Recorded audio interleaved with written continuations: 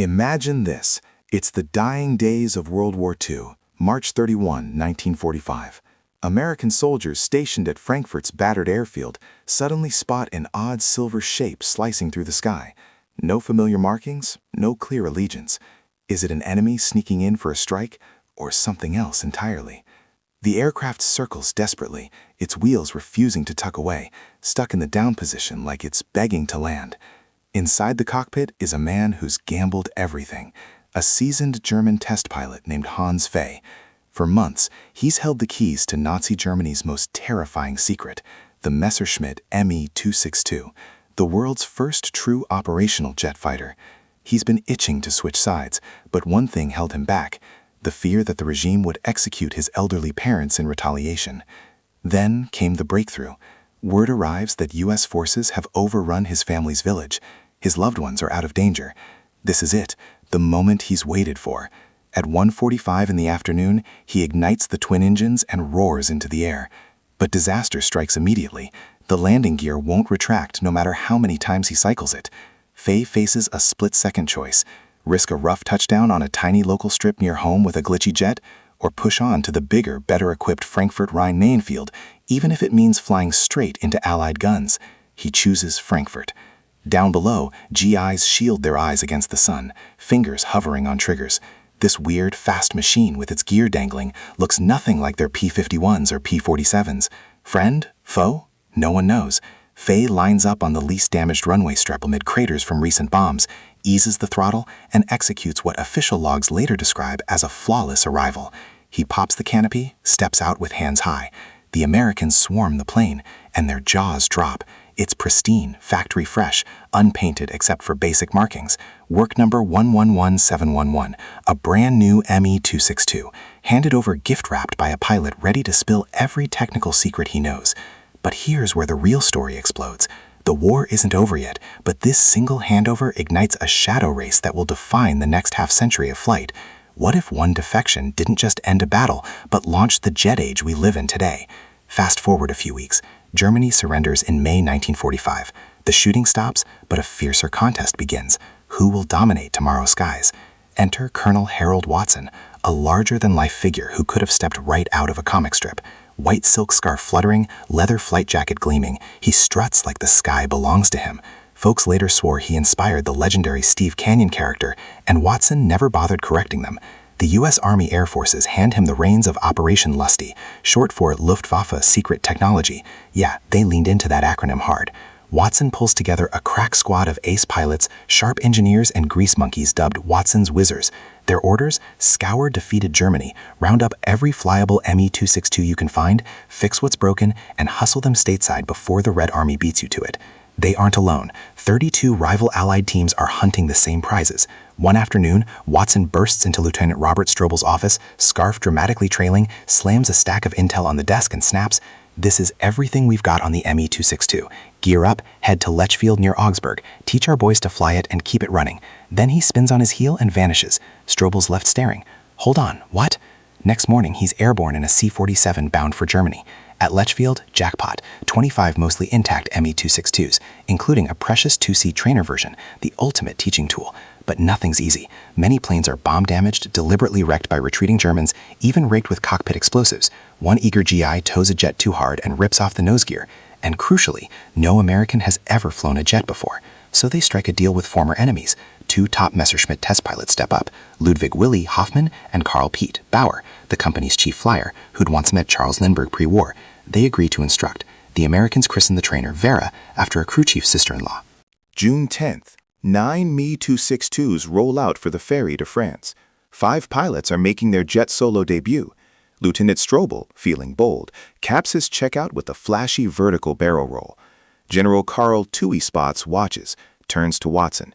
How? That's one wicked machine. Wicked. Thank goodness they botched its combat deployment. The team even designs their own cheeky patch: Donald Duck astride a jet engine circling the globe, Watson's Whizzers emblazoned below. They haul the prizes to Cherbourg, load them aboard the British escort carrier HMS Reaper, and ship them to Wright Field, Ohio. There, engineers tear into the jets and reel in shock. Germany wasn't just ahead, they were 5 to 10 years in front on jet tech. Swept wings for transonic efficiency? Genius. Leading-edge slats? Brilliant problem solvers. Underslung the cells? They fixed issues U.S. designers hadn't even identified yet. North American Aviation tasks Edgar Schmood with poring over captured manuals. Engineer Larry Green actually learns German on the spot to decode them. The payoff?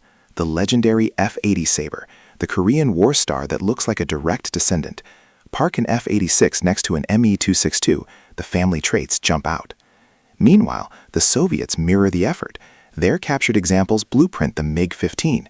5 years on, over Korean skies, American Sabres dogfight MiG-15s, essentially dueling refined versions of the same German innovation. Mind-blowing, right? Back to Fay's prize jet, Winnar 111711. It becomes the U.S. test program's MVP, logging more flights than any other captured example. Then, tragedy strikes. August 20, 1946, Lieutenant Walter J. McCauley lifts off for a routine hop near Wright Field. At 12:40 p.m., an engine bursts into flames. McCauley drops to 150 miles per hour, yanks the canopy, ejects. His head clips the tail, helmet flies off. The chute buckle slices his chin, he twists an ankle hitting a cornfield. The pilotless Me-262 pitches up, stalls, banks left, and spirals into the ground near Lumberton, Ohio. The most precious one, the one Hans Fay risked death to the liver, wiped out after just 13 sorties. Heartbreaking end for such a historic bird.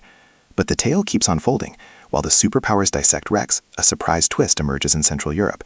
Wartime Germany forced Czech factories, especially Avia's huge plant outside Prague, to churn out Me-262 parts. Post-surrender, the Czechs uncover a treasure trove, finished fuselages, spare Jumo engines, tools, jigs, even leftover German paint cans. Their bold call? Skip reverse engineering, complete and fly what they've got. August 1946, Chief Test Pilot Antonin Kraus lifts the first home-build version, redesignated Avia S-92 Turbina, identical to the original. 4 30mm cannons, Jumo 004s, now badged M04, swept wings, some sporting original RLM 002 gray. Over the next 4 years, Avia painstakingly assembles 12 jets, 9 single-seat S-92 fighters, and 3 dual-control CS-92 trainers. Each demands roughly 7,000 man-hours. By 1950, Czechoslovakia activates the 5th Fighter Squadron, Europe's first all-jet unit, equipped entirely with these German-born machines. The same design that once hunted Allied bombers now patrols under a new banner, peacefully. The curtain falls in 1951. Soviet MiG-15s flood in, ironically, themselves Me-262 descendants, but superior. The S-92s retire, many repurposed at school trainers. The last Me-262-style fighter bows out 6 years after VE Day. Jump to 1993. A team of passionate American restorers launches the Me-262 project. Goal: recreate production standard jets from original drawings. They borrow the historic two-seater Vera, Winnar 1110-639, from the National Naval Aviation Museum, the very trainer Watson's crew used. Challenge: authentic Jumo 004s were fragile nightmares, cheap alloys, 25-hour lifespan max before meltdown. Solution: hide modern General Electric CJ610 turbojets inside faithful Jumo replicas. Visually spot on, but 40% more efficient and far tougher. December 20, 2002, first replica airborne. Second test flight, deja vu. Landing gear jams up. Emergency extension works, but left main gear folds on touchdown. Grounded a year for fixes. Even copies inherit the old quirks. Eventually, 5 replicas finish. Mix of singles and twins, 4 airworthy. Today, they thrill crowds at airshows across the US and Europe. In 2023, Germany's Flugmuseum Messerschmitt's DMTT became the first to graze UK airspace since the 1940s at Riat. The Collings Foundation in Texas flies one. Another's in Manching, Germany. One bold effort even rebuilds genuine Jumo 004s for authenticity. The Military Aviation Museum plans to showcase their replica at EAA AirVenture Oshkosh 2025, possibly the type's debut there.